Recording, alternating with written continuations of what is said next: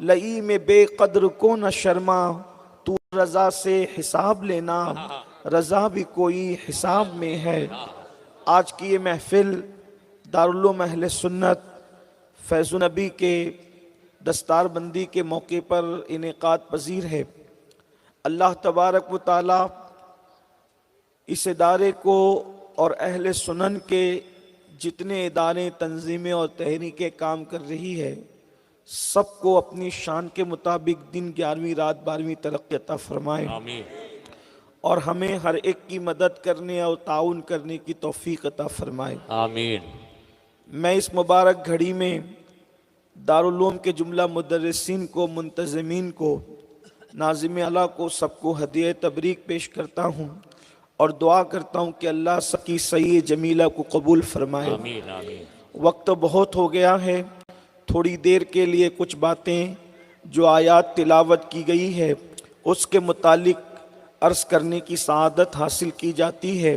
اللہ پاک کی بارگاہ میں دعا ہے جن آیات کی تلاوت کی گئی ہے اس کے متعلق مجھے حق کہنے اور آپ سب کو حق سن کر اس پر عمل کرنے اور اسے عام کرنے کی توفیق عطا فرمائے۔ آمین آمین۔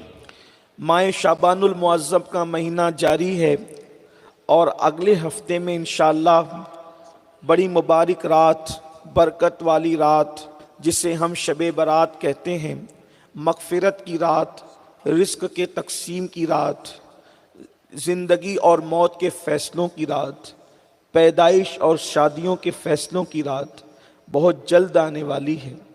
اللہ رب العزت بنو کلب کی بکریوں کے بالوں کی تعداد کے برابر اپنے بندوں کی مغفرت فرماتا ہے۔ رجب کا مہینہ صوفیہ فرماتے ہیں کہ بونے کا مہینہ ہے، جیسے کسان لوگ بوتے ہیں، پھر آبیاری کرتے ہیں، پھر فصل کاٹتے ہیں، ایسے ہی یہ نیکیوں کا موسم ہے۔ رجب کا مہینہ بونے کا مہینہ ہے، شعبان کا مہینہ آبیاری کرنے کا مہینہ ہے، اور رمضان المبارک کا مہینہ فصل کو کاٹنے کا مہینہ ہے۔ میرے آقا صلی اللہ علیہ وآلہ وسلم کے دیوانوں، ہم لوگ انتہائی غفلت شعار لوگ ہیں۔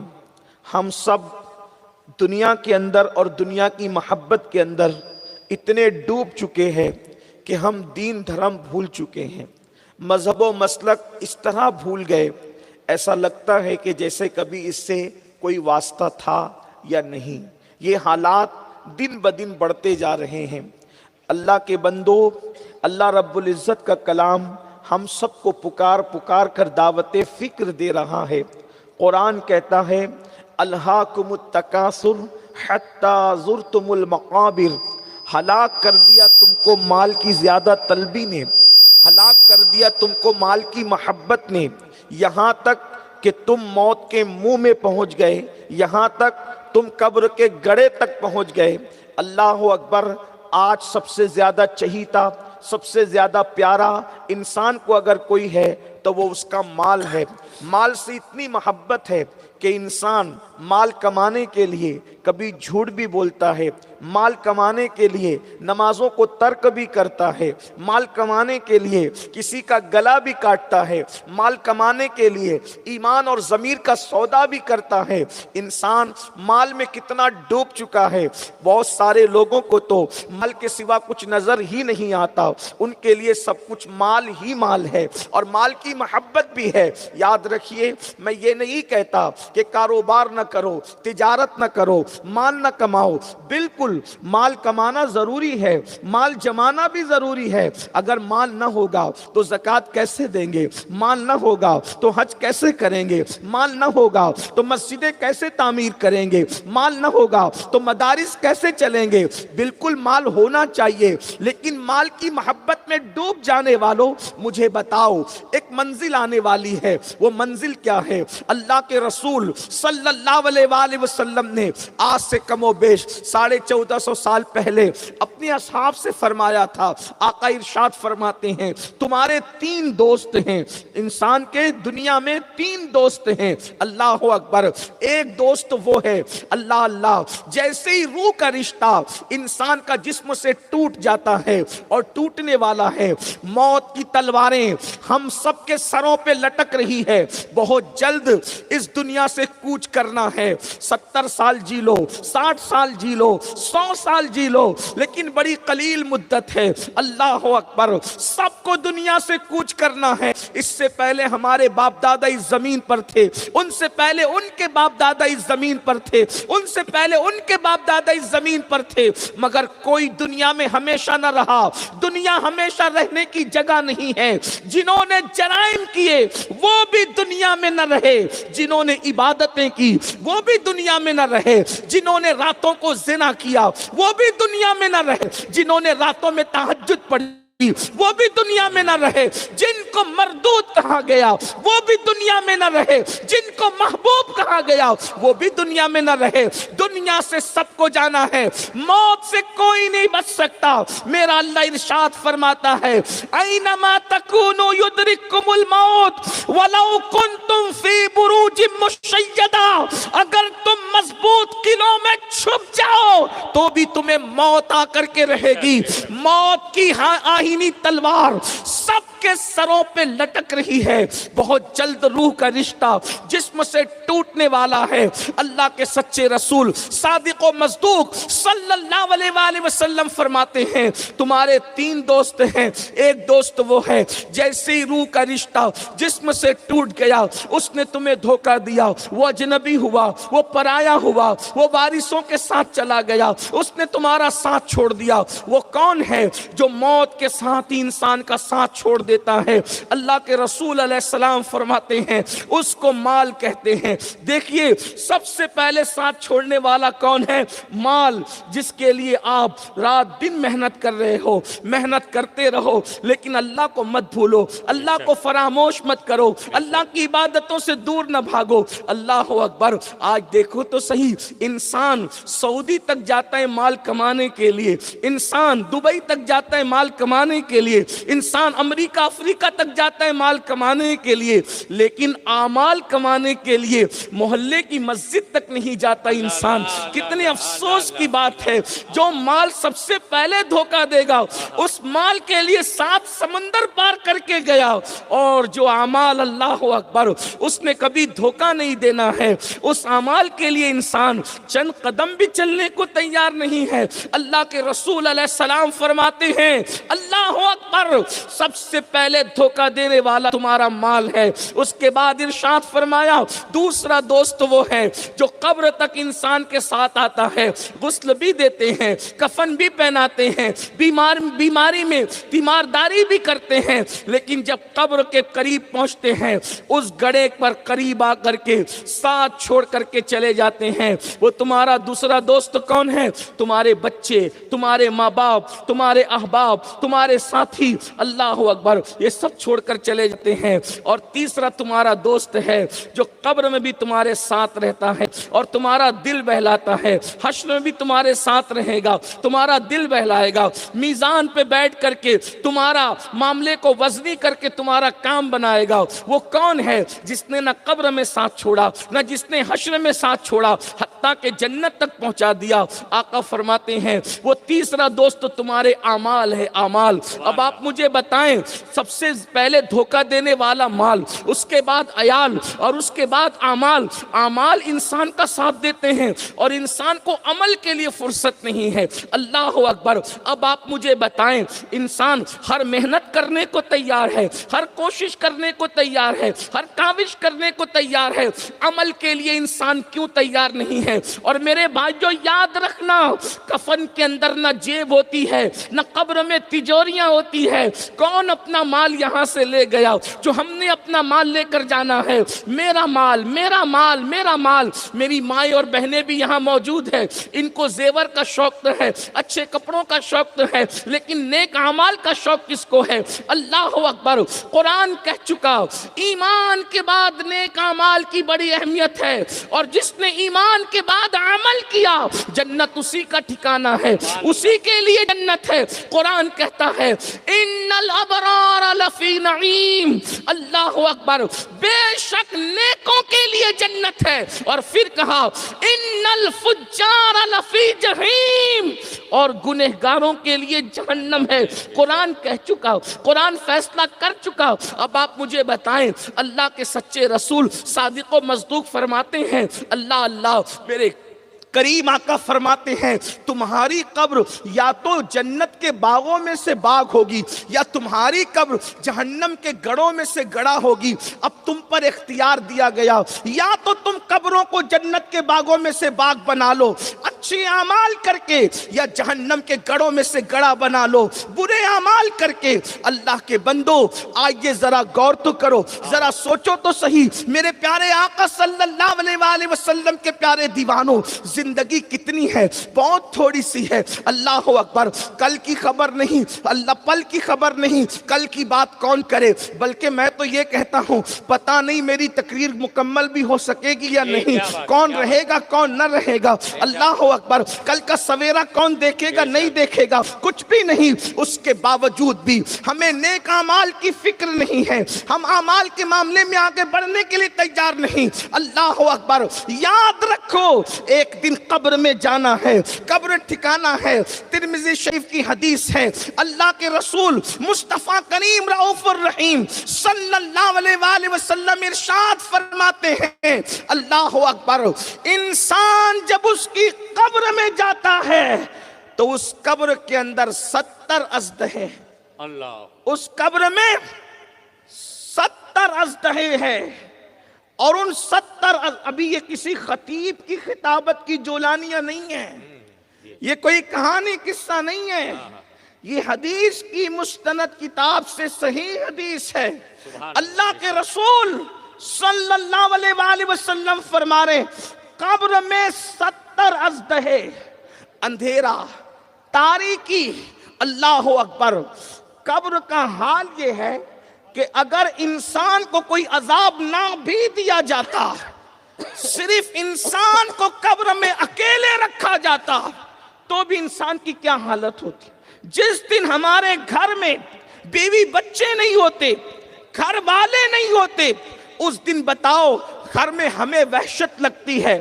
اپنے بنائے ہوئے گھر میں جس میں لائٹ بھی ہے، پنکھا بھی ہے، اے سی بھی ہے، ساری سہولتیں موجود ہیں، اس کے باوجود بھی اپنے گھر میں تنہائی ہمیں کاٹتی ہے۔ اللہ اکبر، کووڈ کے دور میں صرف تنہا رہ کر کے انسان بیمار ہو گئے، تنہائی میں انسان وحشت سے مر گئے۔ اللہ اکبر، جب کمروں کی تنہائی کا یہ عالم ہے، میری قوم کے جوانوں، میری بہنوں سے بھی میں توجہ چاہتا ہوں، تھوڑی دیر تصور تو کرو، وہ قبر جس کا نقشہ اللہ کے رسول علیہ السلام یوں کھینچ رہے ہیں کہ قبر اندھیری ہے، قبر تاریک ہے، اور اس میں 70 اژدہے ہیں، اور ایک اژدہے کی طاقت یہ ہے، اللہ کے رسول مصطفیٰ کریم رؤوف الرحیم صلی اللہ علیہ وآلہ وسلم فرماتے ہیں اگر وہ اژدہا زمین پر صرف پھنکار دے تو اس کا زہر اتنا ہے کہ قیامت تک زمین پر کوئی اناج نہیں اگا سکتا۔ اللہ اکبر، لوگ ہیروشیما اور ناگاساکی کی بات کرتے ہیں، مگر مجھے بتاؤ وہ کتنا زہریلا اژدہا ہوگا کہ جس کی پھنکار کی بنیاد پر زمین پر قیامت تک اناج نہیں اگ سکتا۔ ایسے طاقت والے 70 اژدہے انسان کی قبر میں ہوتے ہیں، اس پر تاریکی الگ، اس پر اندھیرا الگ، اور اتنی چھوٹی سی جگہ جس میں کروٹ بدلنے کے لیے بھی موقع نہیں ہے۔ اس کی وجہ یہ ہے آپ اپنے سورسز سے جتنی چوڑی قبر چاہے کھدوا لے، لیکن قبر کھودنے والے کی وجہ سے کشادہ نہیں رہتی، قبر رقبے کے اعتبار سے کشادہ نہیں رہتی، قبر تو اعمال کے اعتبار سے کشادہ رہتی ہے۔ اللہ کے رسول صلی اللہ علیہ وآلہ وسلم فرماتے ہیں جب بے نمازی کو اس کی قبر میں رکھا جاتا ہے تو چاروں طرف سے قبر اس کو دباتی ہے. اللہ اکبر. اور سچے نبی نے فرمایا, صادق و مصدوق نے فرمایا, اس کی دونوں طرف کی پسلیاں آپس میں ایک دوسرے میں گھس جاتی ہے. پھر انگلیوں کا اشارہ کر کے یوں فرمایا, آقا نے اصحاب سے کہا, صحابہ کرام سے کہا, جیسے یہ انگلیاں آپس میں گھس گئی, اللہ اکبر, کریم آقا نے فرمایا دونوں طرف کی پسلیاں آپس میں گھس جاتی ہے اور زمین انسان کو کہتی ہے, مجھ پر اکڑ کر غرور سے چلنے والے, آج میں تیری وہ میزبانی کروں گی کہ تو قیامت تک یاد رکھے گا. اور اس کے بعد اللہ اکبر, اس کی ہڈیاں چکنا چور ہو جاتی ہے.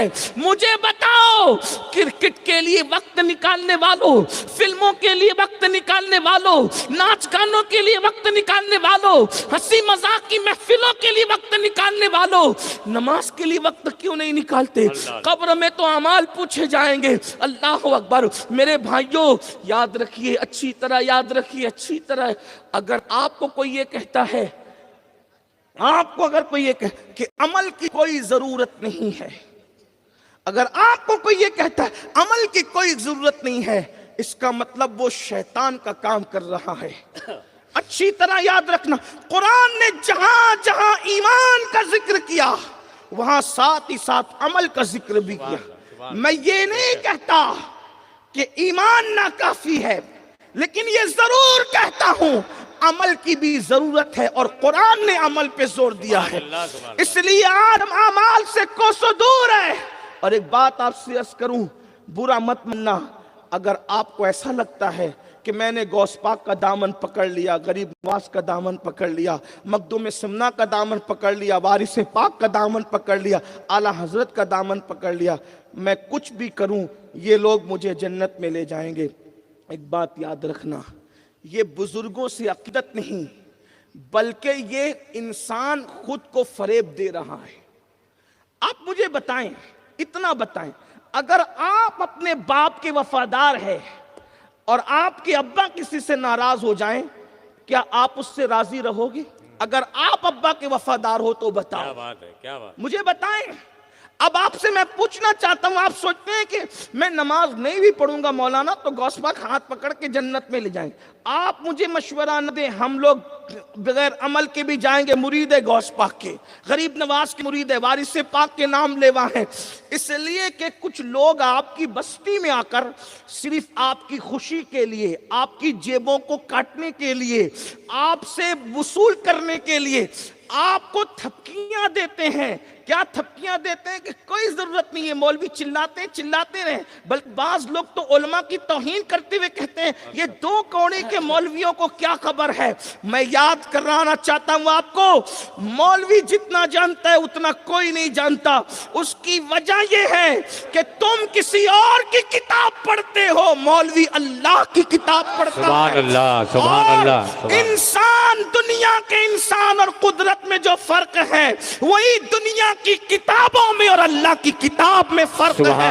اور اس لیے علماء کی توہین کرنے والوں سنو, جو علماء کی بے ہے کہ وہ مرے گا تو کفر پر مرے گا. اس لیے یاد رکھنا, ہم تو اپنی نوکری ادا کر رہے ہیں, حضور کی غلامی کر رہے ہیں, آپ تک پیغام پہنچا رہے ہیں.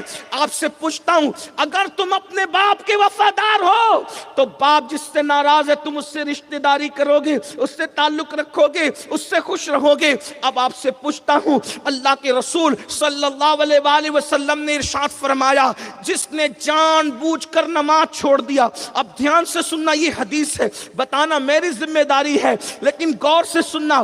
آقا کیا فرما رہے ہیں, جس نے جان بوجھ کر نماز چھوڑ دیا, قیامت کے دن اس کے ساتھ میرا کوئی وعدہ نہیں ہے, میں محمد اس سے بیزار ہوں. اب آپ مجھے بتائیں, جس سے رسول اللہ بیزار ہو جائے, کیا غوث پاک اس سے خوش ہو سکتے ہیں؟ کیا غریب نواز اس سے خوش ہو سکتے ہیں؟ کیا امام اہل سنت اس سے خوش ہو سکتے ہیں؟ کیا مخدوم سمنا اس سے خوش ہو سکتے ہیں؟ بلکہ ایک بات آپ کو بتاؤں, غوث پاک غریب نواز تو الگ بات ہے, صدیق اکبر اور مولا علی اور سیدہ ام حبیبہ نے حضرت ابو سفیان کو کیا جواب دیا تھا؟ تاریخ ہے, سیرت کا پورا باب ہے.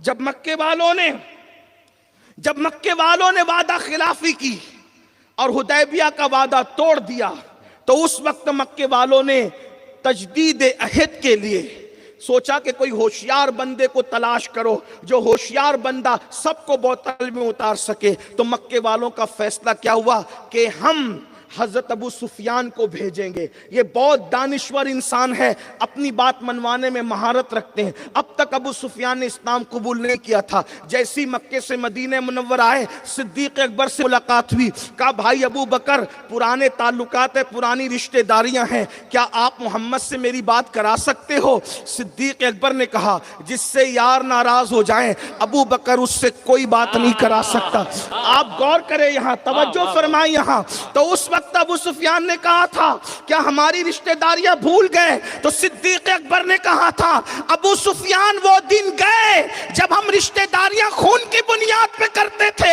اب ہم خون کی بنیاد پہ رشتہ داریاں نہیں کرتے, اب نسبت مصطفیٰ کی بنیاد پہ رشتہ داریاں. سبحان اللہ, نعرہ تکبیر, حضور جس سے نعرہ رسالت, حضور جس سے منہ پھیر لے.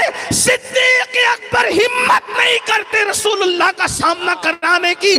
اس کے بعد اللہ اکبر, صدیق اکبر سے مایوس ہوئے تو مولا علی کے پاس آئے. کون مولا علی؟ یہ غوث پاک اور غریب نواز کے بھی بابا ہیں, خاتم الولایت ہے, فاتح خیبر ہے, رسول اللہ کے بھائی ہیں. صدیق اکبر کے پاس سے جب وہ مولا علی کے پاس آئے, اللہ اکبر, اور صدیق اکبر کوئی معمولی ہستی تو نہ تھی نا, افضل البشر بعد الانبیاء بالتحقیق, صحابہ کا امام, سید الصحابہ, امام الصحابہ. انہوں نے یہ جواب دیا تو کہا چلو رسول اللہ کے بھائی کے پاس چلتے. وہاں آئے تو کہا علی پرانی دوستیاں, پرانی رشتہ داریاں ہیں, کیا محمد عربی سے بات کرا سکتے ہو؟ مولا کائنات نے کہا جس سے یار منہ پھیر لے ہم اس سے کوئی بات نہیں کرا سکتے, یہاں سے چلے جاؤ, ہمارے اندر حوصلہ نہیں ہے. اللہ پھر وہی کہا کہ کیا ہماری رشتہ داریوں کا لحاظ نہ رکھا جائے گا, دوستیوں کا لحاظ نہ رکھا جائے گا؟ مولا کائنات نے کہا وہ دن چلے گئے جب خون اور باپ کی بنیاد پہ رشتے رکھے جاتے تھے. اب تو ہمارا رشتہ صرف ایک نسبت کی وجہ سے ہے, جو محمد عربی کا ہے وہی ہمارا ہے, ہم آپ سے کوئی ملاقات نہیں کرا سکتے. اب یہ دو باتیں تو ہو گئی. تیسری اہم بات انہیں یہ ذہن کے اندر جو تھا کہ یہ لوگ نہیں کراتے نہ کرائیں, رشتہ داریاں جتنی ہوتی اتنی محبت ہوتی ہے. میری تو سگی بیٹی حضور کے نکاح میں ہے, بیٹی کے پاس جاؤں گا, بیوی کی بات کون کاٹتا ہے؟ وہ تو ملاقات کرا ہی دینا ہے, کیونکہ باپ باپ ہوتا ہے. جیسے ہی دروازے پہ دستک دی, دروازہ کھلا, ام حبیبہ, سیدہ ام حبیبہ باپ کو دیکھتی اور کہتی کیوں آئے ہو؟ کہا کہ اندر تو آنے دو, بات تو کرنے دو. اندر آئے, جیسے باپ کو دیکھا بستر بچھا ہوا تھا, اس کو لپیٹنا شروع کیا. جب لپیٹنے لگی تو کہا کیا دن, بہت دن ہو گئے, باپ کو بھول گئی ام حبیبہ, پہچانتی نہیں ہو, بستر کیوں سمیٹ رہی ہو؟ سب سے سخت جواب اگر کسی کا تھا وہ سیدہ ام حبیبہ کا تھا. کہا کہ بستر سمیٹ رہی ہو؟ مہمان کے آنے پہ تو بستر بچھائے جاتے ہیں, سمیٹے نہیں جاتے. کہنے لگی ابو سفیان مشرک نجس اور ناپاک ہوتا ہے, اور یہ رسول اللہ کا پاک بستر ہے, کسی ناپاک کو نبی کے پاک بستر پہ بیٹھنے کی اجازت نہیں دے سکتی. آپ مجھے بتائیں تو صحیح, مجھے بتاؤ کہاں پر وہ حضرت ابو سفیان, اور آج یہ سوچنے والے کہ حضور بیزار ہوں گے پھر بھی کوئی ہاتھ کے لے جائے گا. حضور جس سے بیزار, اور اللہ کے رسول نے فرمایا میں اس سے بیزار ہوں جو جان بوجھ کے نماز چھوڑ. یہ ہزاروں کا مجمع رات میں 2 بجے بھی اس طرح چاقو چوبند اور پورے ذوق کے ساتھ بیٹھا ہے, ایسا لگتا ہے جیسے مغرب کے بعد کا وقت ہے. میرے دل کی دعائیں آپ لوگ ہم لوگوں سے جو محبت کرتے اللہ اس کا صلہ دے. لیکن آپ سے پوچھتا ہوں, جلسے میں بیٹھنے کا جو شوق ہے, کیا مسجد میں آنے کا بھی وہی شوق ہے؟ کیا کہنے کا, آپ مجھے بتائیں, 5 گھنٹے جلسے میں تو بیٹھ سکتے ہیں, 10 منٹ مسجد کے لیے نہیں نکال سکتے. اللہ کے بندو, آئیے اعلیٰ حضرت کی بات کرتے ہو. آؤ میں اعلیٰ حضرت کو کوٹ کروں. آپ کو بتاؤں, اعلیٰ حضرت نے صرف بد مذہبوں کو کافر نہیں کہا, اپنوں کی بھی تو اصلاح کی. ہم نے ایک رخ کو یاد رکھا اور یاد رکھنا بھی چاہیے, لیکن دوسرا رخ ہم کیوں بھول گئے؟ امام اہل سنت فتاوی رضویہ شریف میں قبر کا نقشہ کھینچ رہے ہیں.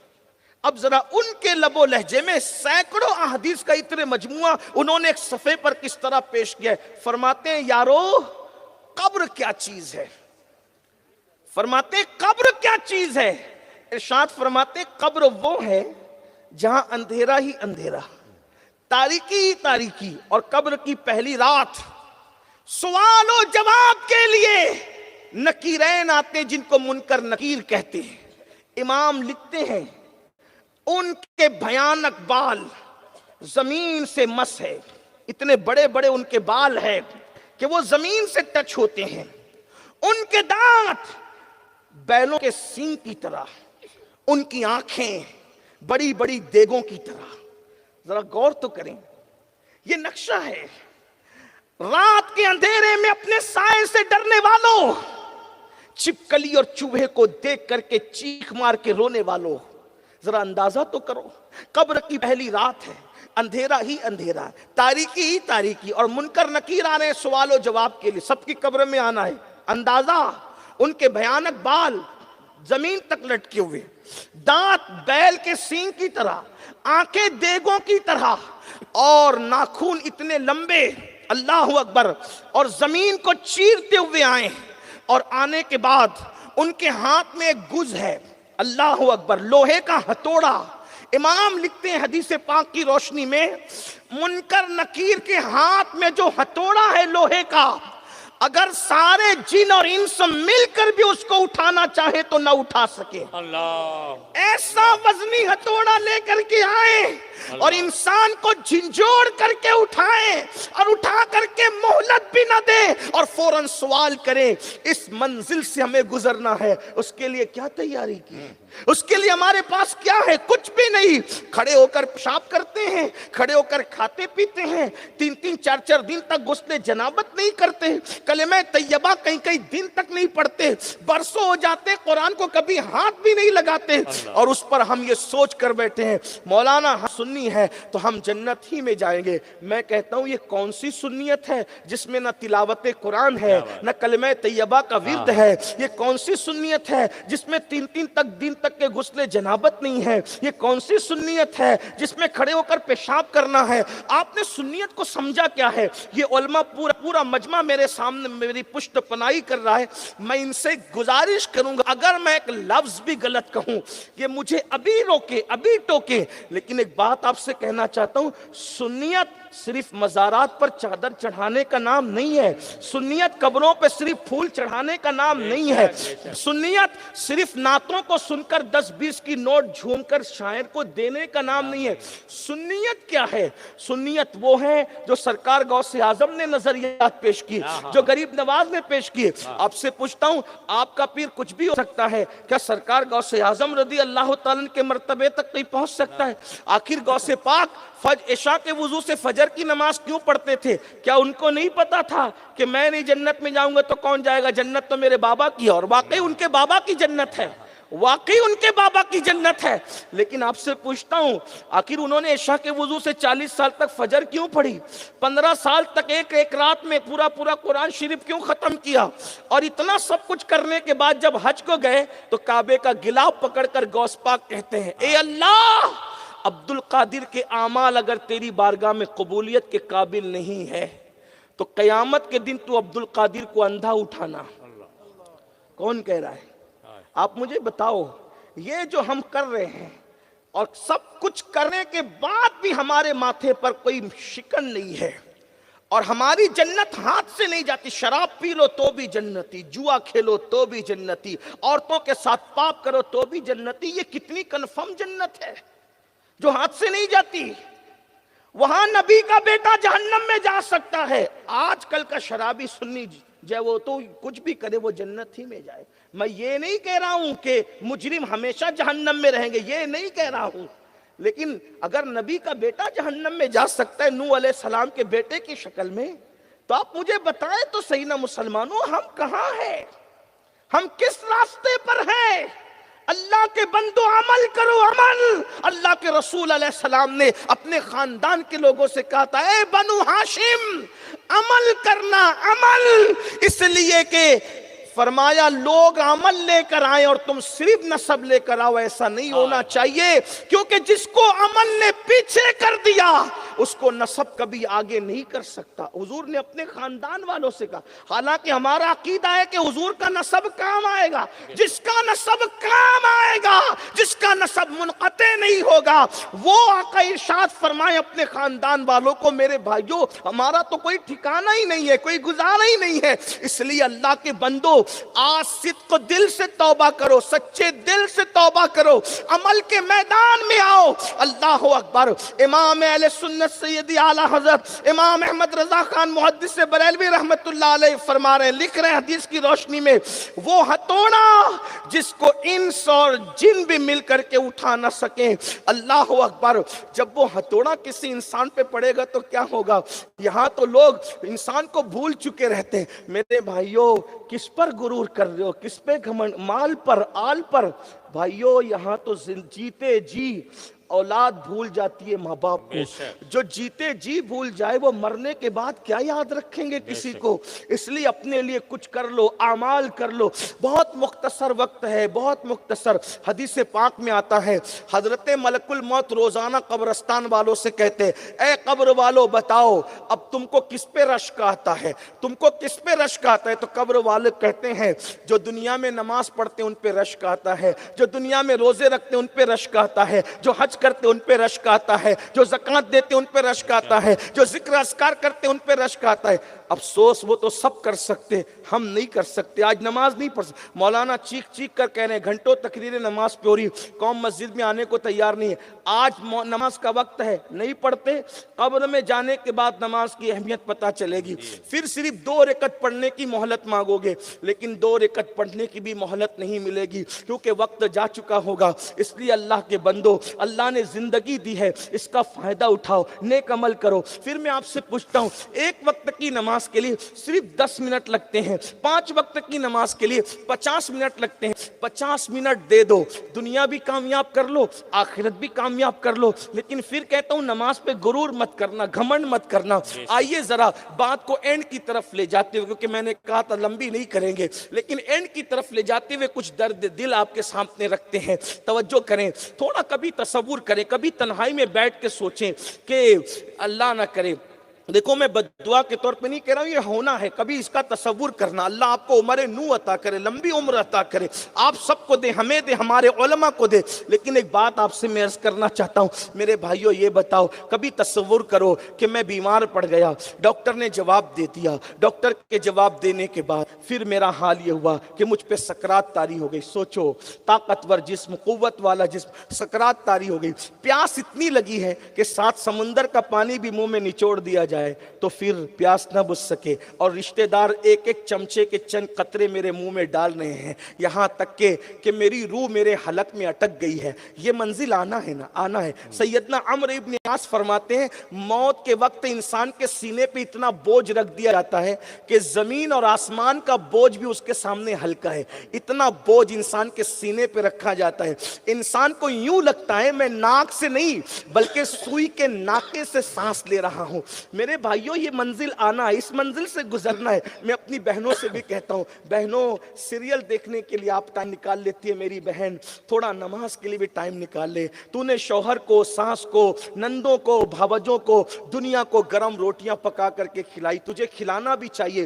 گھر میں گھر کا کام کرنے والی عورت کو اللہ پاک اس کی راہ میں جنگ میں شریک ہونے کا ثواب عطا کرتا ہے۔ لیکن آپ سے کہتا ہوں میری بہن، تو نے روٹیاں جن کو پکا کے کھلائی نا، وہی شوہر تیری موت کے بعد یہ منصوبہ بنائے گا، بیوی تو چلی گئی اب اس کے بعد کیا؟ یہ حال ہے جی۔ ساس سوچے گی بہو تو چلی گئی، اس کے بعد کیا؟ اپنی قبر کی تیاری خود کر لو، بے شک، ورنہ ہڈیاں بھی پگھل جاتی ہے، اللہ، ہڈیاں بھی پگھل۔ اور ایک بات آپ سے کہوں، اگر کوئی یہ سوچتا ہے کہ بڑھاپے میں سدھریں گے، جب کسی کے قابل نہیں رہیں گے تو خدا کی طرف پلٹیں گے، تو یاد رکھ لو اگر آپ نے یہ سبق پڑھ لیا ہے کہ کبھی بھی توبہ کریں گے تو وہ قبول ہی ہوگی۔ کچھ لوگوں کا تو دماغ یہ بن گیا کہ جیسے معاذ اللہ ہماری توبہ قبول کرنا اللہ پہ فرض ہے۔ امید بھی رکھو مگر یہ بھی سن لو، فرعون نے ڈوبتے ڈوبتے توبہ کی تھی، مگر آواز آئی وقت ختم ہو گیا. اللہ قرآن اس کی توبہ کے بارے میں گفتگو کر رہا ہے کہ اس نے ڈوبتے ڈوبتے کہا تھا میں اللہ پہ ایمان لایا, لیکن کیا ہوا؟ وقت چلا گیا. جب اس کے لیے وقت چلا گیا, اللہ نہ کرے کہیں ایسے وقت ہوش نہ آئے کہ وقت چلا جائے. حضرت مالک الدینار کہتے ہیں کہ میرا ایک دوست مر رہا تھا, اس کے سینے سے گرم گرم سانسیں نکل رہی تھی, میں نے کہا توبہ کر لے اللہ معاف کرے گا. جیسے اس نے کہا استغفر اللہ, تو گھر کے کونے سے آواز آئی بندے بس بھی کر, میں نے جب بھی تجھے مہلت دی تجھے دھوکے باز پایا, تو بڑا دھوکے باز ہے. یہ حال ہے, وہ توبہ رد بھی کر سکتا ہے. آپ ذرا یہ بھی تو سوچو, جب معصوم 200 سال تک کے اللہ کو پکارتا ہے لغزش پیغمبرانہ کے بعد, 200 سال تک کوئی جواب نہیں دیا جاتا, یہ ہمارے لیے عبرت ہے. نبی کی شان نہیں گھٹتی اس سے, ہمارے لیے عبرت ہے. نہ وہ گناہ تھا نہ وہ خطا تھی, وہ تو لغزش پیغمبرانہ تھی, لغزش معصومانہ تھی. لیکن 200 سال تک کے ابو البشر دعا کرتے رہے, کوئی جواب نہیں دیا گیا. یہ بات بار بار سنتے ہو, پھر بتاؤ حضرت آدم علیہ السلام نے کوئی گناہ تو نہیں کیا تھا, کوئی خطا تو نہیں کی تھی, لغزش پیغمبرانہ تھی, اللہ کی مرضی تھی, ہزاروں کروڑوں اس میں حکمتیں تھی. میں لوگوں کو کہتا ہوں آدم گناہ نہیں کیے تھے, اس کا سب سے بڑا ثبوت یہ ہے گناہ سے آبادی ویران ہو جاتی ہے, گناہ سے آبادی ویران ہو جاتی ہے. جہاں گناہ ہے وہاں فنا ہے. اگر آدم کی لغزش پیغمبرانہ گناہ ہوتی تو ویرانہ آبادی میں کیسے تبدیل ہوتا؟ یہ گناہ نہیں تھا لغزش پیغمبرانہ. آپ مجھے بتائیں شجر ممنوعہ ہاتھ میں آیا تو جنت سے باہر نکال کے کپڑے بھی واپس لے لیے گئے, 200 سال تک جواب نہیں دیا گیا. سود کو ہاتھ میں لینے والوں اور پیٹ میں ڈالنے والوں اپنا کیا بنے گا؟ اللہ حرام لقمے کو ہاتھ میں لے کے پیٹ میں ڈالنے والوں اپنا کیا بنے گا؟ سود کے دھندے کر رہے ہو نام بدل بدل کر. جتنا برا سور کھانا ہے, خنزیر کھانا جتنا برا ہے اس سے بڑھ کر سور کھانا برا ہے. کیوں؟ اس سے بڑھ سور کھانا جتنا برا ہے اس سے بڑھ کر سود کھانا برا ہے, کیونکہ سور بھی حرام ہے سود بھی حرام ہے. مگر سور کھانے والے کے لیے اللہ نے جنگ کا اعلان نہیں کیا, سود کھانے والے کے لیے اللہ نے جنگ کا اعلان کیا ہے. جس سے اللہ جنگ کا اعلان کرے قرآن میں, بتاؤ وہ قوم عزت کے ساتھ زمین پہ کیسے رہ سکتی, وقار کے ساتھ زمین پہ کیسے رہ سکتی؟ آج شکایت نہیں کرتے ہو ہمارے ساتھ یہ ہو رہا ہے ہمارے ساتھ وہ ہو رہا ہے. ہم نے کہا کرتوت بدلو. قرآن کہتا ہے وما اصابکم من مصیبت فبما کسبت ایدیکم, تم پر جو بھی مصیبت آتی ہے وہ تمہارے اعمال کی وجہ سے ہے. تو آئیے میں جو بات عرض کر رہا تھا جلدی جلدی سے آگے بڑھتے ہیں. اللہ اکبر. تھوڑا تصور کرو, موت ہمیں آ رہی ہے, موت کی آخری ہچکی ہے, گلے میں روح اٹک گئی ہے. کبھی تصور کرنا لوگ موت کا سن کے ڈرنے لگتے ہیں, یہ کیا چھیڑ دیا مولانا نے, یہ کیا چھیڑ دیا حضرت نے, یہ کیا چھیڑ دیا سید صاحب نے. اس لیے موت سے اتنا ڈرتے ہو. ڈرو گے بھی تو آئے گی, تیاری کرو گے بھی تو آئے گی, محبت کرو گے بھی تو آئے گی. آنا ہی آنا, ایک لمحہ پہلے بھی نہیں ایک لمحہ بعد بھی نہیں, آنا ہی آنا. ذرا سوچو تو صحیح, جب محبوبوں کو موت کی لذت چکھائی جاتی ہے تو میں اور آپ کون ہے؟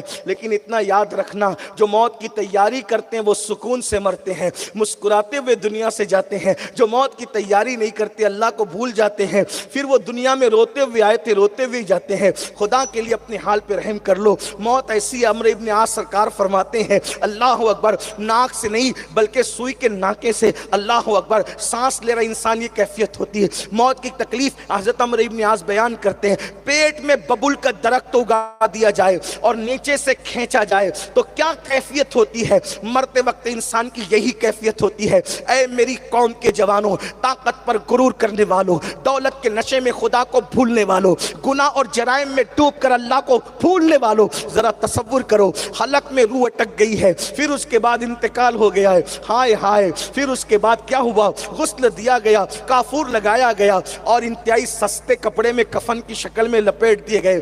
کتنے وہ لوگ ہیں جو زنا کی ہڈی آباد کرتے ان کا کفن مارکیٹ میں آ چکا ہوتا ہے. کتنے وہ لوگ ہیں جو شادیاں کر رہے ہوتے ہیں ان کا کفن مارکیٹ میں آ چکا ہے.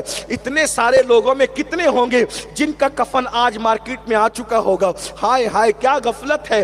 ہمارے کفن مارکیٹ میں آ چکے ہوتے ہیں, ہم کھا رہے ہوتے ہیں, موج مستی کر رہے ہوتے ہیں, مزے کر رہے ہوتے ہیں. یہ تلخ حقیقتیں میرے بھائی. اللہ اکبر. اور جب یہ کفن میں لپیٹے جاؤ گے تو پھر اللہ اللہ, پھر تصور کرو کاندھے پہ اٹھائے گئے, قبر میں ڈالے گئے, اور پھر وہ قبر کی تنگ اور تاریک وادی. ہائے ہائے. اللہ کے سچے نبی نے ارشاد فرمایا بے نمازی کی قبر جہنم کی آگ سے بھڑکا دی جاتی ہے, اور وہ جہنم کی آگ پر اپنی قبر میں لوٹ پوٹ کرتا ہے. اور یہ کسی پہ بس نہیں, ذرا ایک بات اور سن لو. نماز کے لیے اپنے آپ کو دھوکہ دینے والوں, نماز کے لیے ٹائم نہ نکالنے والوں, عمل سے بے خبر رہنے والوں, سن لو اللہ کے سچے نبی کا فرمان سن لو. آقا ارشاد فرماتے ہیں بے نمازی پر ایک سانپ مسلط کیا جاتا ہے, ایک اژدہا مسلط کیا جاتا ہے. اس کا نام شجاع الاقرع ہے, اور وہ گنجا سانپ ہے. اس کی آنکھوں سے آگ نکلتی ہے, اس کے ناخن ایک دن کی مسافت اتنے لمبے ہیں, اگر وہ کسی کو ایک بار ڈنک مارے 70 گز زمین میں انسان دھسے. وہ شجاع الاقرع کہتا ہے او بے نمازی میں تجھے ڈسوں گا.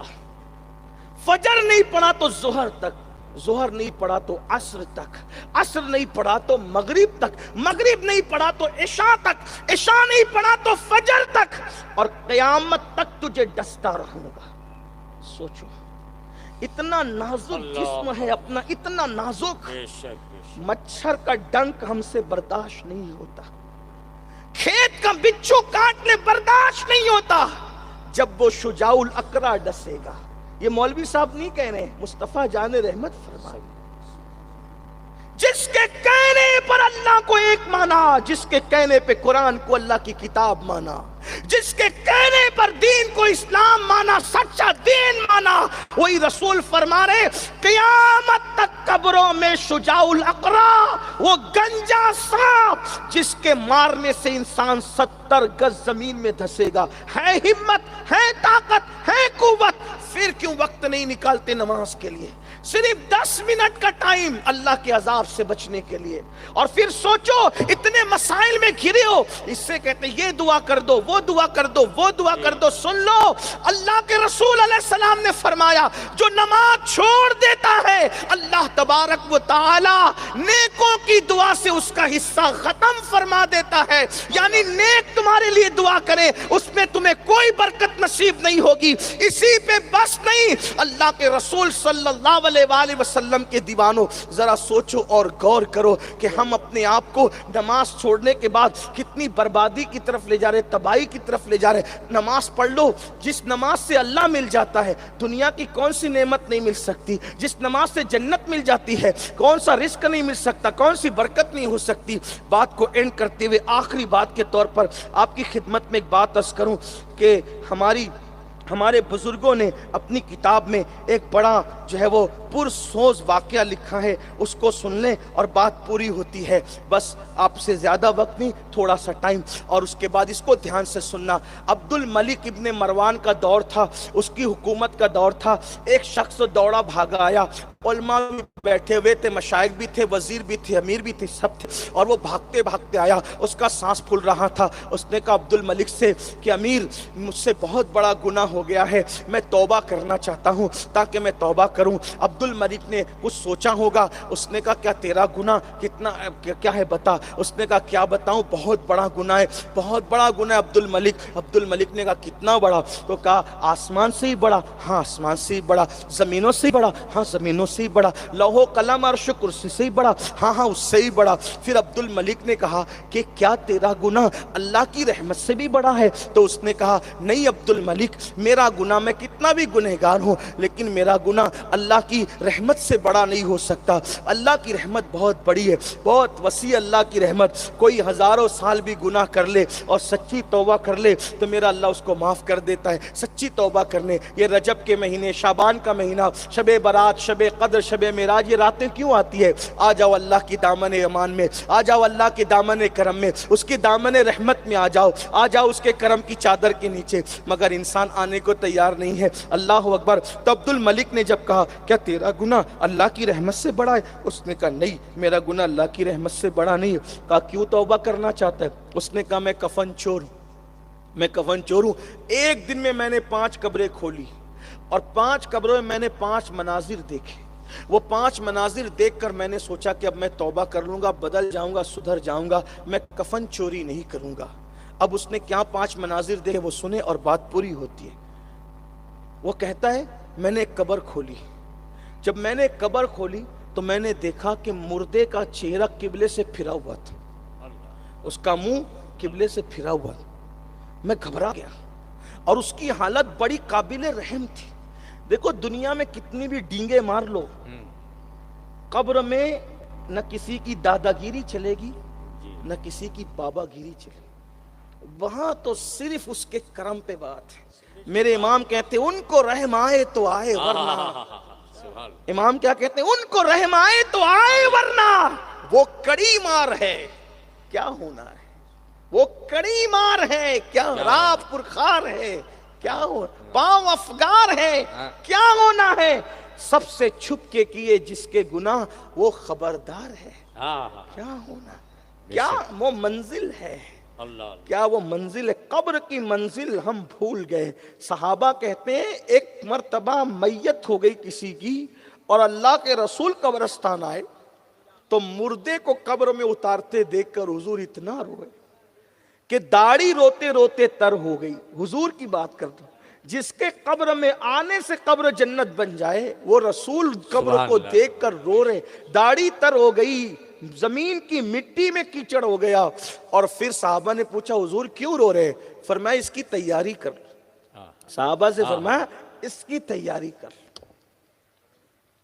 یہ آخرت کی پہلی منزل ہے, اس میں کامیاب تو سب کام. بے شک انشاءاللہ. سیدنا عثمان غنی اتنا روتے تھے قبروں کو دیکھ کر. لوگ کہتے تھے محشر کو سن کے اتنا نہیں روتے آپ, قبر کو دیکھ کر اتنا کیوں روتے؟ فرمایا کہ یہ آخرت کی پہلی منزل, اگر یہاں انسان کامیاب ہے تو کامیاب, ورنہ قبروں کا حال تو یہ ہے کہ بنی اسرائیل کے ایک شخص نے کسی کی اجازت کے بغیر ایک لکڑی خلال کے لیے منہ میں ڈال لی, اس پر بھی وہ عذاب قبر میں گرفتار.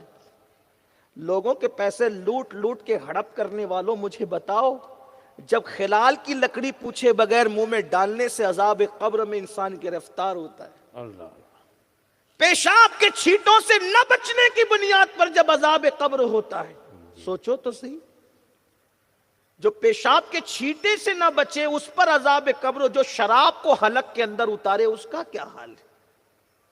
اس لیے اپنے آپ پہ رحم کرو, بہت باتیں کرنے کی ضرورت نہیں, اپنے آپ پہ رحم کرو. اللہ سے رحم کی بھیک مانگو, اس کی بارگاہ میں اس کی رحمت طلب کرو, اس کی بارگاہ سے مغفرت طلب کرو, اس کی بارگاہ سے بخشش طلب کرو. سدھر جاؤ, ہو سکے تو سدھر جاؤ. اگر لوگوں کی کہ دیکھ کر کے عبرت حاصل نہیں کرو گے تو خود عبرت بنو. جو لوگوں کو دیکھ کر عبرت حاصل نہیں کرتا. اور یاد رکھنا جس کی جوانی گناہ میں گزری اس کی موت بڑی دردناک ہوتی ہے. حضرت سید الطائفہ جنید بغدادی نے ایک بڈھے کو بھیک مانگتے دیکھا بغداد کے بازار میں, کوئی اس کو بھیک بھی نہیں دیتا تھا. لوگوں نے کہا اس بڈھے پہ کوئی رحم کیوں نہیں کرتا؟ کہا جوانی اس نے پاپ میں گزاری, خدا نے بڑھاپے میں ذلیل کر دیا, اس لیے بڑھاپا آئے گا. اور جوانی کی قدر مہمان کی طرح کرو. جوانی ایسے ہی آتی ہے جیسے مہمان آتا ہے, مہمان جانے کے لیے آتا ہے, جوانی بھی جانے کے لیے آتی ہے. اس لیے جوانی کو مہمان سمجھ کے اس کی قدر کر لو, اس کی عزت کر لو. جوانی کی راتیں آوارگی کے لیے نہیں, جوانی کی راتیں عیاشیوں کے لیے نہیں, جوانی کی راتیں گندی فلمیں دیکھنے کے لیے نہیں, جوانی کی راتیں ناولیں پڑھنے کے لیے نہیں, جوانی کی راتیں عورتوں پہ پاپ کی نظریں ڈالنے کے لیے نہیں, جوانی کی راتیں عیش و عشرت کے لیے نہیں, جوانی کی راتیں خدا کو منانے کے لیے, جوانی کی راتیں رب کو راضی کرنے کے لیے, جوانی کی راتیں خوف خدا میں رونے کے لیے, جوانی کی راتیں تلاوت قرآن کے لیے, جوانی کی راتیں سنتوں پہ عمل کے لیے, جوانی کی راتیں خدا کو منانے کے لیے. جیسے اس کو جوان پسند ہے, جوانی کی عبادت بھی پسند ہے. اللہ کے رسول فرماتے ہیں جب کوئی جوان توبہ کرتا ہے تو 40 دن تک میرا اللہ آسمانوں میں نور کی قندیلیں جلواتا ہے، اور فرشتے کہتے ہیں ایک جوان نے توبہ کی ہے، اس کی خوشی میں نور کی قندیلیں جلا دی گئی ہے۔ اس لیے اللہ کے بندوں سچی توبہ کرو، پلٹو اللہ کی طرف، اور میرے اللہ ہی کا تو دربار ہے، ہر عدالت میں گناہ قبول کر لو تو سزا ہوتی ہے، یہ اس کی عدالت ہے۔ کوئی گناہ قبول کر کے شرمندہ ہو جائے تو اس کو سزا نہیں دیتے بلکہ محبوب بنا لیا جاتا ہے، اور پھر کہا جاتا ہے کوئی ایک بالش ہماری طرف آتا ہے تو رحمتیں چل کر ایک ہاتھ اس کی طرف جاتی ہے، کوئی چل کر آتا ہے تو رحمتیں دوڑ کر اس کی طرف جاتی ہے۔ آؤ نا اس اللہ سے رشتہ جوڑو۔ تو وہ کفن چور کی بات اینڈ پر ہو رہی تھی، اس نے کہا قبلے سے منہ پھرا ہوا تھا، میں گھبرا گیا، بھاگنے لگا تو غیب سے آواز آئی، پوچھتا کیوں نہیں کہ اس کا یہ حال کیوں کیا ہم نے؟ میں نے کہا میری ہمت نہیں، ہم ہی بتا دیتے ہیں۔ یہ دنیا میں شراب پیتا تھا اور زنا کرتا، بلکہ ایک حدیث میں نے پڑھی کسی کتاب میں، اس وقت کتاب کا نام ذہن میں نہیں آ رہا ہے، لیکن اگر آئے گا تو بیچ میں بتا دوں گا، کہ جو لوگ صرف فحش باتیں کرتے ہیں، فحش باتیں یعنی گندی باتیں کرتے ہیں، زبان سے گندی باتیں، قیامت کے دن جب وہ اٹھیں گے تو کتے کی شکل میں اٹھیں، کتے کا منہ لے کر اٹھیں۔ اس لیے ہمارے اسلاف کبھی گندی بات نہیں کرتے، کبھی نہیں کرتے۔ حضرت عمر ابن عبدالعزیز کے بغل میں پھوڑا ہو گیا، بغل میں، تو لوگوں نے پوچھا کیا ہوا، تو کہا ہاتھ کے نیچے پھوڑا ہو گیا۔ کہا اتنی لمبی بات کیوں کرتے ہو ہاتھ کے نیچے، سیدھا سیدھا بول دو بغل میں پھوڑا ہوا۔ کہا جو تو نے کہا نا یعنی بغل، مجھے کہتے ہوئے شرم آتی ہے، کیوں؟ کیونکہ میں جو کہوں گا وہ لکھا جائے گا، اور جب لکھا جائے گا تو اللہ کی بارگاہ میں اس کو پڑھ کے سنانا ہوگا۔ اقرا کتابک، قرآن کہتا ہے جو کچھ تم نے کہا ہے نا، جو کر رہے ہو سب لکھا جا رہا ہے، اور اللہ کے یہاں اس کو پڑھ کے سنانا ہے۔ ذرا تصور کرو، پیر کے سامنے ایک ہفتے کے اعمال پڑھ کے سنا سکتے ہو کیا؟ جب پیر صاحب کے سامنے ہفتے بھر کے اعمال پڑھ کے نہیں سنا سکتے تو اللہ کا جب سامنا ہوگا، وہ آمنے سامنے سے جہد سے پاک ہے، لیکن جیسا کہ اس کی شان خدا کا سامنا ہوگا اور جب اعمال نامہ ہاتھ میں ہوگا، تھوڑا تصور کرو جو جو کرتے ہو اللہ کی بارگاہ میں کیا پڑھ کے سنا سکو؟ اپنے ابا کے سامنے، پیر صاحب کے سامنے نہیں پڑھ سکتے، اللہ کے سامنے اس کا سامنا ہوگا تو کیا حال ہوگا؟ جیسا کہ اس کی شان ہے، سوچو تو صحیح، ایسا کوئی پڑھ کے سنا سکے گا کہ میں نے فلاں تاریخ کو زنا کیا تھا، لڑکوں کے ساتھ بدکاری کی تھی، میں نے حرام کھایا تھا، یہ کوئی پڑھ کے سنا سکے گا؟ سوچو کیا کر رہے ہیں۔ یہ سب غفلت کا نتیجہ ہے، صرف غفلت کا۔ اور یہ جو ہمارے ذہن میں آ گیا نا کہ جنت تو ملنی ہے مولانا، دیکھو میں آپ کو ایک ضابطہ بتا دوں، جنت اتنی مشکل بھی نہیں ہے جتنا تبلیغی جماعت والے مشکل کر کے بتاتے ہیں، اور جنت اتنی سستی بھی نہیں ہے جتنا آپ کے شاعر لوگ بتاتے ہیں، نہ اتنی مشکل نہ اتنی سستی۔ پھر جنت کتنی ہے تو اس کا صحیح تصور وہ ہے جو میرے امام نے بتایا۔ امام کہتے ہیں وہ تو نہایت سستا سودا بیچ رہے ہیں جنت کا، ہم مفلس کیا مول چکائیں، اپنا ہاتھ ہی خالی ہے۔ بے شک، نعرہ تکبیر۔ چیز کتنی سستی ہو، اگر آپ کے پاس اس کی قیمت نہ ہو، مثال کے طور پہ ہمارے مولانا صاحب کا موبائل اگر یہ کہہ دیا جائے کہ یہ ایک آنے میں 1 گھنٹے کی مہلت ہے، جس کے پاس ایک آنا ہو یہ آئی فون 15 پرو میکس لے کر کے ایک آنے میں چلا جائے، کس کو خریدنا آؤ لے کے چلے جاؤ، بولو کوئی ایک آنا دے پائے گا؟ آج قیمت تو بہت سستی ہے نا، لیکن آپ کے پاس ہے نہیں، ایسے ہی ہے، یہی ہے نا، قیمت تو سستی ہے لیکن آپ کے پاس ہے نہیں، اس لیے حاصل کیسے کر سکتے ہیں؟ بلا تمثیل۔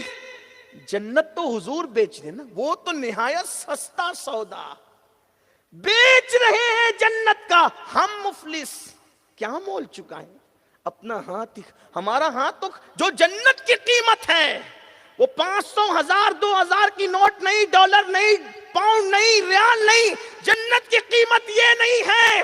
جنت کی قیمت تو ندامت کے آنسو ہے، جنت کی قیمت تو جب سب سو جائیں اس وقت تو خشوع و خضوع کے ساتھ سجدہ کرنا ہے.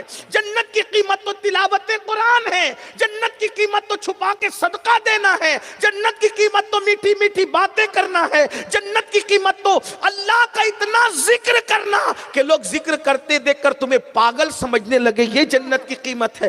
بتاؤ ہمارے پاس ہے بھی؟ ہم مفلس کیا مول چکائیں؟ اپنا ہاتھ ہی خالی ہے. اس لیے خدا کے لیے اس جنت کی قیمت کی تیاری کر لو. تو کیا کہا؟ وہ پہلا قبر کا منظر اس نے دیکھا تو آواز آئی، ندا آئی، یہ زانی بھی تھا اور شرابی بھی تھا. پھر اس کے بعد اب اس پہ کوئی تبصرہ نہیں کرتا. پھر آگے وہ کہتا ہے کہ میں نے سوچا چلو یہ قبر میں کام نہ بنا. آدمی جب دنیا کا لالچی ہو جائے پھر وہ بہت بے باک ہو جاتا ہے. میں نے دوسری قبر کھولی تو میں نے دوسری قبر میں کیا دیکھا کہ میت کا منہ سور کی طرح تھا، خنزیر کی طرح، اور اس کے ہاتھ اور پیر زنجیر سے جکڑے ہوئے تھے، باندھے ہوئے تھے. اس وقت میں پریشان ہوا. میں نے وہاں سے بھاگنا چاہا تو غیب سے آواز آئی، پوچھ تو لے اس کا یہ حال کیوں کیا؟ چہرہ سور کی طرح، ہاتھ پیر زنجیر سے بندھے ہوئے، مجبور. کہا کہ ہم بتاتے ہیں اس کا حال یہ کیوں کیا. نمبر 1، یہ جھوٹی قسمیں کھاتا تھا دنیا. آج جھوٹی قسم کو لوگ گناہ نہیں سمجھتے. الزواجر میں ابن حجر لکھتے ہیں کہ اللہ پاک حدیث قدسی میں فرماتا ہے کہ مجھے جھوٹی قسموں کا نشانہ مت بناؤ. جو میرے نام کی جھوٹی قسم کھائے گا اس پہ بھی لعنت کروں گا اور اس کی 7 پشتوں پہ لعنت کروں گا. عورتیں بہت قسمیں کھاتی ہیں، مرد بھی اب کھانے لگے ہیں. پتہ نہیں کیا لوگوں کو ہوا ہے، گناہ نہیں سمجھتے. چھوٹے چھوٹے کام معاملات میں اگر 200 روپے کی چپل بیچنا اس پہ بھی جھوٹی قسم کھاتے، 50 روپے کی سبزی بیچنا اس پہ بھی جھوٹی قسم کھاتے. اللہ اکبر. سچی قسم بھی مت کھاؤ جب تک کہ جان کو خطرہ نہ ہو، ایمان کو خطرہ نہ ہو، عزت کو خطرہ نہ ہو. جو منزل بتائی گئی علماء نے اس کے علاوہ بہت مجبوری پہ سچی قسم بھی کھایا کرو. سچی قسم بھی بار بار نہ کھاؤ، اللہ اس سے روزی میں تنگی پیدا کر. بار بار قسم کھانے پہ، بات پہ قسم کھانے پہ روزی تنگ ہو جاتی. آج سب روزی تنگ لے کر کے بیٹھے ہو اور کہتے ہو تعویذ دو، جھوٹی قسمیں بند کرو، جھوٹی قسموں سے توبہ کرو، قسم کھانے سے پرہیز کرو. اور لوگ کا حال تو یہ، اٹھا قرآن شریف، حصہ بکرا ہو رہا ہے، اٹھا قرآن شریف، میاں بیوی میں جھگڑا ہوا، اٹھا قرآن شریف. قرآن شریف پڑھنے کے لیے، عمل کرنے کے لیے آیا تھا کہ تمہاری قسموں کے لیے آیا تھا؟ تو وہ جس کا منہ سور کی طرح ہوا اور ہاتھ پیر باندھ دیے، وہ نمبر 1 جھوٹی قسم کھاتا. نمبر 2 حرام مال کھاتا تھا، حرام دھندا کرتا تھا، حرام مال کھاتا تھا. آج کتنے لوگ حرام کھا رہے ہیں؟ موبائل چوری کر کے کھا رہے ہیں، سود کے دھندے کر کے کھا رہے ہیں، جوا کھیل کے کھا رہے ہیں. اچھا یہ شراب جوا ہی حرام نہیں ہے. اگر کرانے کی دکان بھی لگا کے بیٹھے ہو، پیور دودھ بول کر کے اگر اس میں پانی ملاتے ہو یہ بھی تو حرام ہے. پیور تیل بول کے اس میں دوسرا تیل مکس کر کے بیچتے ہو یہ بھی تو حرام ہے. جب اناج بیچتے ہو تو اس میں بھی پانی ڈال کر کے اس کو وزنی کر دیتے ہو، یہ گناہ نہیں ہے. دھوکہ دے کر مال کمانا گناہ نہیں ہے، فریب دے کر مال کمانا گناہ نہیں ہے. جو حرام اپنے بچوں کو کھلائیں گے ان کے بچے کبھی وفادار نہیں ہو سکتے. آج کہتے ہیں ہمارے بچے وفادار نہیں. کھلایا کیا ہے؟ خون بنایا کس سے؟ گوشت بنا کس سے؟ مسلمان جب تک کہ حلال کو لازم نہیں پکڑتا وفا کی امید ختم کر دو اولاد سے. کچھ لوگ کہتے ہیں مولانا تربیت صحیح نہیں ہوئی. میں نے کہا جتنی تربیت گاہیں ہیں اتنی تربیت گاہیں تو پہلے نہیں تھی. اتنی تربیت گاہیں پہلے نہیں تھی، لیکن پہلے کے بچے مؤدب کیوں تھے؟ وجہ وہاں تربیت کم ہو سکتی تھی مگر حلال میں کمی نہیں ہو سکتی تھی. آج تو اپنے بچوں کو بڑے بڑے اسکولوں میں، کالجوں میں، یونیورسٹیوں میں بھیج رہے ہو، اداروں میں بھیج رہے ہو، اور وہاں پر سب کچھ ہو رہا ہے، لیکن بھیج کیا رہے ہو؟ حرام سے بچوں کو پال رہے ہو. بچے بے ادب ہے، بے وفا ہے. بلکہ آپ کے بچے تو آپ کے قابو میں ہی نہیں ہے. 16 17 18 سال کی عمر میں وہ سب کچھ کر لیتے ہیں. 35 سال میں پہلے کے لوگ جو کبھی سوچ بھی نہیں سکتے تھے وہ سب کر کے.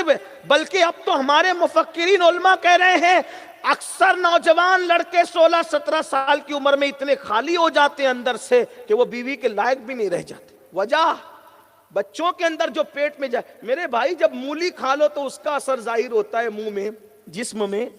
کبھی مولی اور کچی پیاز کھا کے دیکھنا، 2 دن کے بعد آپ کو جو پسینہ آئے گا اس میں بدبو ہوگی. حالانکہ مولی حلال ہے، پیاز حلال ہے.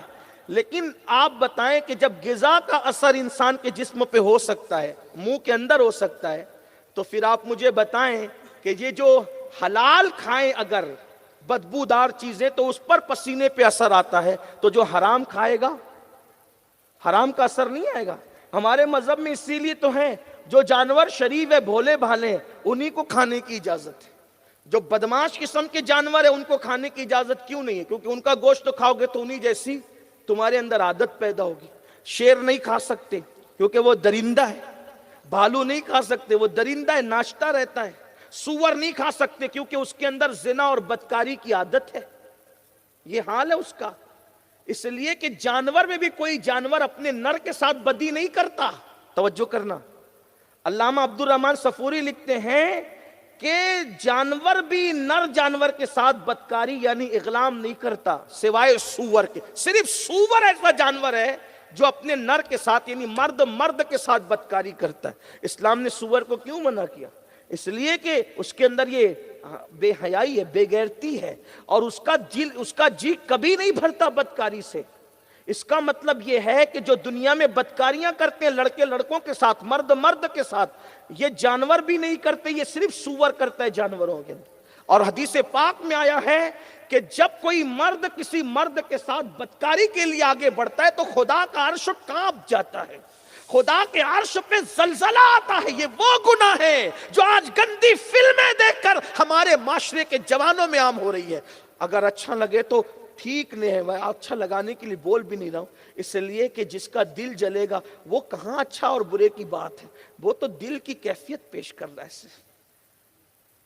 جو گندی فلمیں دیکھتے ہیں وہ لڑکے اور لڑکیاں یہ خود لذتی اور بدکاری میں مبتلا ہو رہے ہیں۔ اللہ کے رسول نے 14.5 صدیاں پہلے کا جب مرد کے ساتھ بدکاری کے لیے اس کے اوپر آتا ہے، عرش کانپتا ہے، اس پہ زلزلے آتے ہیں، فرشتے عرش کا کنارہ پکڑ کر قل ہو اللہ کی سورت پڑھنے لگتے ہیں۔ اگر فرشتے یہ نہ کریں تو اس پر عذاب نازل ہو جائے۔ اور آقا فرماتے ہیں ایک فرشتہ ایسا ہے جس کی شکل پرندے کی طرح چونچ والی، جیسے ہی مردوں کے ساتھ بدکاری کرنے والے لوگ قبر میں دفن ہوتے ہیں اس کی رات بھی نہیں گزرتی، اس کو وہ فرشتے وہاں سے اٹھاتے ہیں اور وہاں لے جا کر کے پھینک دیتے ہیں جہاں قوم لوط پر پتھروں کی برسات ہوئی تھی۔ بھول گئے سب، بس یہ اپنی موج ہے، اپنی مستی ہے، جو چاہو کرنا۔ یہ اللہ کا عذاب ہے، اللہ کے عذاب سے بچ نہیں سکتے۔ تو کیا کہا؟ جس کا چہرہ سور کی طرح ہے اور ہاتھوں میں زنجیریں بندھی ہے، پیروں میں زنجیریں بندھی ہے، تو غیب سے آواز آئی یہ حرام کھاتا تھا اور جھوٹی قسمیں کھاتا تھا۔ اور اس کے بعد کہا تیسری قبر پر جب میں گیا تو میں نے دیکھا کہ وہ گدی سے یعنی حلق سے اس کی زبان لٹکی ہے کتے کی طرح، اور اس کے جسم میں کیل ٹھوکی گئی ہے، آگ کی کیلیں ٹھوکی گئی۔ زبان کتے کی طرح لٹکی ہے قبر میں اور آگ کی کیلیں اس کے جسم میں ٹھوکی گئی ہے۔ یہاں تو سب کچھ موج مستی ہو رہی ہے، اندر کیا ہو رہا ہے دیکھو۔ تو غیب سے آواز آئی بندے یہ جس کے جسم کا تو یہ حال دیکھ رہے آگ کی کیلوں کا اور زبان لٹکنے کا، اس کے 2 گناہ تھے۔ یہ لوگوں کی غیبت کرتا تھا اور چگلی کرتا تھا۔ چگلی کا مطلب کیا؟ ادھر کی بات ادھر کرنا، ادھر کی بات ادھر لانا اور آپس میں لڑائیاں لگانا۔ غیبت کیا؟ کسی کے علامہ مفتی احمد یار خان نعیمی لکھتے ہیں کسی کے پوشیدہ رازوں کو بیان کرنا، کسی کی پوشیدہ باتوں کو بیان کرنا، کہ سامنے بیان کرو تو برا لگے، پیچھے بیان کرو اور اس کو جب معلوم پڑے تو اس کا دل دکھے، یہ غیبت ہے۔ آج غیبت میں کتنے لوگ مبتلا ہے، چگلی میں کتنے لوگ۔ اگر غیبت چگلی بند ہو جائے تو دنیا سے 80% جھگڑے ختم ہو جائے۔ ساس بہو کا جھگڑا ادھر کی ادھر لگانے کی وجہ سے، بھاوج ننن میں جھگڑا ادھر کی ادھر لگانے کی۔ ایک بات کو بڑی معذرت کے ساتھ، دنیا دار تو دنیا دار ہے، غیبت اور چگلی سے میں تو دین داروں کو بھی بچتے ہوئے نہیں دیکھ پا رہا ہوں الا ماشاءاللہ۔ اور غیبت زنا سے بدتر ہے، غیبت زنا سے بدتر۔ کیا ہو گیا؟ اقبال نے کہا تھا متاع دین و دانش لٹ گئی اللہ حوالوں کی، متاع دین و دانش لٹ گئی اللہ والوں کی، یہ کس کافر ادا کا غمزہ خوریز ہے ساقی۔ مگر ہم مایوس نہیں کہتے ہیں، نہیں مایوس اقبال اپنی کشت ویرا سے، ذرا نم ہو تو یہ مٹی بڑی زرخیز ہے ساقی۔ غیبت چگلی سے بچو، دنیا کہیں جائے، آپ کو مدینے والے مصطفیٰ جان رحمت کے قدموں میں ہی رہنا ہے۔ دنیا کو آگے جانے دیجیے، ہم پیچھے چلیں، اس لیے کہ لوگوں کو آگے جانے میں فائدہ لگتا ہے، چلے جائیں، ہمیں تو پیچھے جا کر مصطفیٰ جان رحمت کا نقش پا تلاش کرنا ہے۔ میرے امام کہتے ہیں ٹھوکریں کھاتے پھرو گے ان کے در پہ پڑ رہو، ٹھوکریں کھاتے پھرو گے ان کے در پہ پڑ رہو، قافلہ تو اے رضا اول گیا آخر گیا، جانے تو جو جا رہے ہیں ہمیں مصطفیٰ جان رحمت کے قدموں میں پڑے رہنا ہے، اسی میں ہماری کامیابی ہے، ان سے وفا کرنا ہے، اسی میں ہماری کامیابی ہے۔ او عزت کے متلاشیوں، پولیس سے عزت چاہتے ہو، سپاہیوں سے عزت چاہتے ہو، سیاسی لیڈروں سے عزت چاہتے ہو، سچے دل سے نبی سے وفا کر لو۔ یہ دنیا کے لوگ کیا ہے، قبر کے فرشتے تمہاری تعظیم کرتے نظر آئیں گے۔ امام کہتے ہیں نکیرین کرتے ہیں تعظیم میری، فدا ہو کے تجھ پہ یہ عزت ملی ہے۔ جب ان سے وفا کرنا فرشتوں سے تعظیم کروا لیتا ہے تو دنیا کی اوقات کیا ہے، دنیا کی حیثیت کیا ہے، مگر ان سے وفا کر لو۔ اور یاد رکھنا ان سے وفا عمل کے بغیر ممکن نہیں ہے۔ اللہ اکبر۔ پھر وہ کہتا ہے چوتھی قبر پہ آیا تو میں نے ایسا سنسنی خیز منظر دیکھا، سب سے خطرناک منظر چوتھی قبر پر تھا، وہ یہ کہ مردہ آگ کی چادر پر الٹ پلٹ ہو رہا تھا، کروٹیں بدل رہا تھا، آگ پر وہ کروٹیں بدل رہا تھا، اور فرشتوں کے ہاتھ میں لوہے کے ہتھوڑے تھے اور وہ اس کو مار رہے تھے، اور ایسی آواز گونج رہی تھی جس سے دل پہ دہشت طاری ہوتی تھی۔ آواز آئی بندے یہ بے نمازی کا انجام دیکھ لے، یہ بے نمازی ہے۔ جب میں وہاں سے بھاگنے لگا سوچا چلو پانچویں قبر کو ہاتھ لگاؤں، کھولا تو میں نے پانچویں قبر میں ایک عجیب سا منظر دیکھا جو چاروں سے الگ تھا۔ قبر تا حد نگاہ کشادہ تھی اور ایک تخت تھا، اس پر ایک جوان بیٹھا ہوا تھا، ٹھنڈی ٹھنڈی خوشبودار ہوائیں آ رہی تھی۔ پانچویں قبر میں الگ ہی منظر تھا۔ میں نے اس جوان کو دیکھا، دل کو سرور آیا، غیب سے آواز آئی یہ وہ جوان ہے جس نے جوانی میں سچی توبہ کر لی تھی۔ تو جب میں نے یہ منظر دیکھا اب میں آیا ہوں کہ میں بھی توبہ کر لوں تاکہ میں بھی بدل جاؤں، میری زندگی میں بھی انقلاب آ جائے۔ اس لیے عبدالملک میں توبہ کرنا چاہتا ہوں، سنورنا چاہتا ہوں۔ اس کفن چور نے توبہ کیا، اور اس کفن چور سے جب پوچھا گیا تو نے اتنی کفن چرائے، یہ بتا کہ کتنوں کے منہ قبلے کی طرف تھے اور کتنوں کے منہ قبلے سے پھرے ہوئے تھے؟ اس نے کہا میں نے 1000 سے زائد قبروں کے کفن کھولے اور چرائے، میں نے دیکھا 100 میں 99 لوگ کے منہ قبلے سے پھرے ہوتے تھے، ایک ہی مسلمان کا منہ قبلے کی طرف ہوتا تھا، یعنی 100 میں 99% لوگ قبلے سے پھرے ہوتے تھے، ایک ہی کا منہ ہوتا تھا۔